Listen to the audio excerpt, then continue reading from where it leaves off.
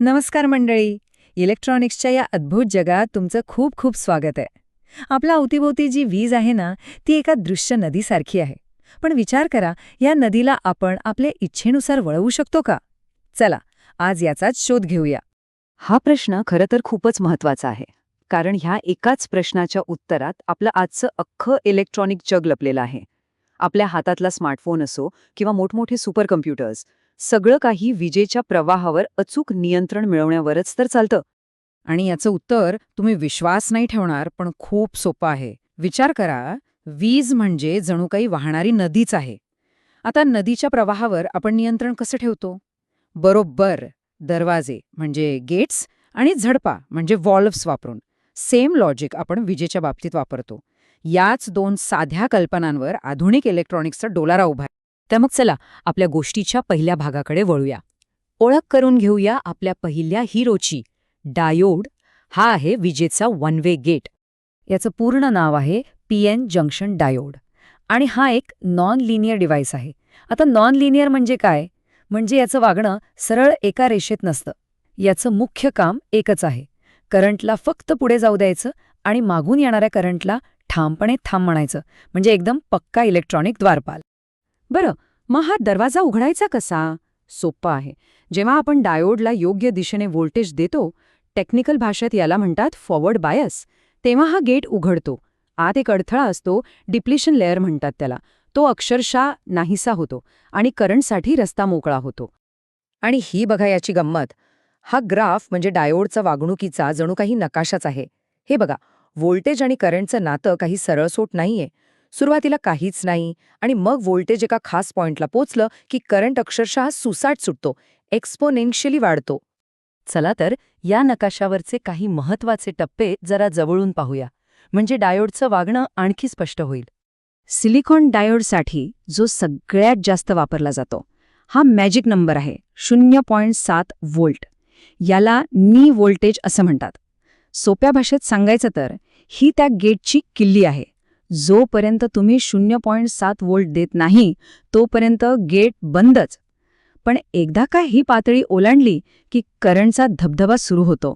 आणि हो, जर डायोड जर्मेनियमचा असेल तर हीच किल्ली फक्त 0.3 व्होल्टची असते. पण आपण उलटं करून पाहिलं तर, म्हणजे व्होल्टेज चुकीच्या दिशेने लावलं तर, याला म्हणतात रिव्हर्स बायस.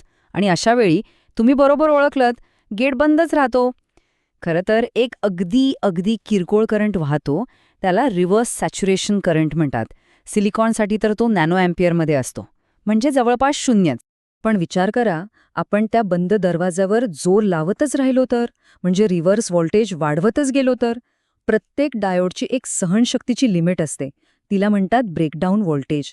आणि जर आपण ही लिमिट ओलांडली तर तो जंक्शन अक्षरशः हार मानतो आणि जवळजवळ शून्य रेझिस्टन्स देतो. म्हणजेच काय? तर तो गेट तुटतो आणि मग अनियंत्रित करंटचा लोंढा वाहू लागतो. सामान्य डायोडसाठी हे धोकादायक आहे, तो जळून जाऊ शकतो. पण काही स्पेशल डायोड्स असतात, जसे की झेनर डायोड. ते खास याच ब्रेकडाऊन रिजनमध्ये काम करण्यासाठी डिझाईन केलेले असतात. भारी आहे ना? ठीक आहे, म्हणजे आपल्याला एक ऑन ऑफ गेट तर मिळाला. हे खूपच उपयोगी आहे. पण जर आपल्याला नदीचा प्रवाह फक्त चालू किंवा बंद नाही तर कमी जास्त करायचा असेल तर, म्हणजे करंटवर एकदम अचूक कंट्रोल हवा असेल तर, मग फक्त गेटने काम नाही चालणार. आपल्याला लागेल एक ॲडजस्टेबल व्हॉल्व्ह. आणि इथेच एंट्री होते आपल्या कथेच्या दुसऱ्या सुपरस्टारची, बायपोलर जंक्शन ट्रान्झिस्टर किंवा सोप्या भाषेत BJT. हा आहे आपला इलेक्ट्रॉनिक व्हॉल्व्ह, ज्याला आपण पाहिजे तसं फिरवून प्रवाहावर कंट्रोल मिळवू शकतो. ट्रान्झिस्टरला 3 पाय असतात, बेस, कलेक्टर आणि एमिटर. यातला बेस म्हणजे आपल्या व्हॉल्व्हचा कंट्रोल नॉब आहे. तुम्ही बेसवर अगदी थोडासा करंट दिलात ना की कलेक्टर आणि एमिटरमधनं वाहणारा मोठाच्या मोठा करंट तुमच्या कंट्रोलमध्ये येतो. म्हणजे एका लहानशा इशाऱ्यावर प्रचंड प्रवाहावर नियंत्रण. हीच तर ट्रान्झिस्टरची खरी कमाल आहे. आता गंमत अशी आहे की या व्हॉल्व्हला आपण 3 वेगवेगळ्या प्रकारे वापरू शकतो. पहिलं, कॉमन एमिटर. हे सगळ्यात लोकप्रिय आहे. हे व्होल्टेज आणि करंट दोन्ही वाढवतं, म्हणून अँप्लिफायरमध्ये याचाच बोलबाला असतो. दुसरं, कॉमन बेस. हे फक्त व्होल्टेज वाढवतं. आणि तिसरं, कॉमन कलेक्टर, जे फक्त करंट वाढवतं. चला, आता यापैकी सगळ्यात जास्त वापरल्या जाणाऱ्या म्हणजे कॉमन एमिटर कॉन्फिगरेशनला जरा नीट समजून घेऊ. इथेच ट्रान्झिस्टरची खरी ताकद आपल्याला दिसेल. हे बघा, हे एक typical common emitter amplifier circuit आहे. अगदी सोपा आहे. जो सिग्नल आपल्याला मोठा करायचा आहे तो आपण बेसला देतो आणि वाढवलेला म्हणजे अँप्लिफाईड सिग्नल आपल्याला कलेक्टरवरून मिळतो.